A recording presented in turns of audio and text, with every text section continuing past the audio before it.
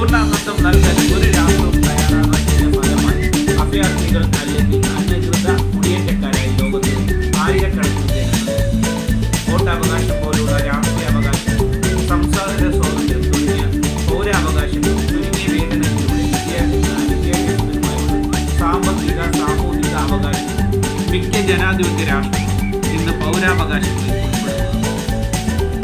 പൗരത്വത്തിന്റെ അടിസ്ഥാന അവകാശം എന്ന് പറയുന്നത് അവകാശങ്ങളും പദവികളും ഉള്ള തുല്യതയാണ്.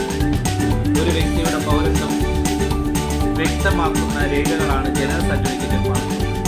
ഇന്ത്യയിൽ ഭരണഘടനയിൽ പൗരത്വത്തെക്കുറിച്ച് പ്രതിപാദിക്കുന്ന ഭാഗം 2 5 മുതൽ 11 വരെയാണ് അനുച്ഛേദം.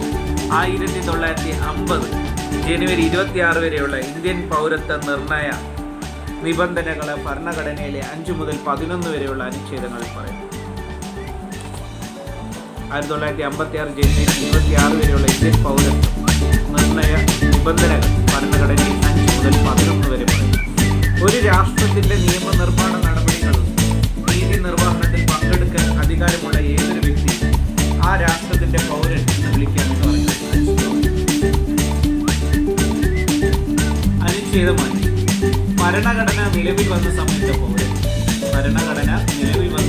പൗരന്മാരെ ഇന്ത്യയിലെ ഭൂപ്രദേശത്ത് ജനിച്ച മാതാപിതാക്കളിൽ ഒരാളെങ്കിലും ഇന്ത്യൻ ഭൂപ്രദേശത്ത് ജനിച്ച അല്ലെങ്കിൽ ഭരണഘടനയുടെ പ്രാരംഭത്തിൽ 5 വർഷം മുമ്പെങ്കിലും ഇന്ത്യയിൽ താമസിച്ചിട്ടുള്ള ഇപ്പോൾ, അതായത് 1950 ജനുവരി 26 ഇന്ത്യയിൽ സ്ഥിരവാസമുള്ള ഏതൊരാളും ഇന്ത്യൻ പൗരനായിരിക്കും എന്ന അനുച്ഛേദമാണ്.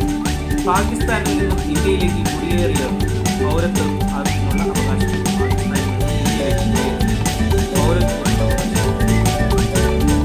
അനുച്ഛേദം 1947 മാർച്ച് 1 പാകിസ്ഥാനിലേക്ക് കുടിയേറി പാർത്ത ശേഷം ഇന്ത്യയിൽ തിരിച്ചെത്തിയ ഇന്ത്യൻ പൗരൻ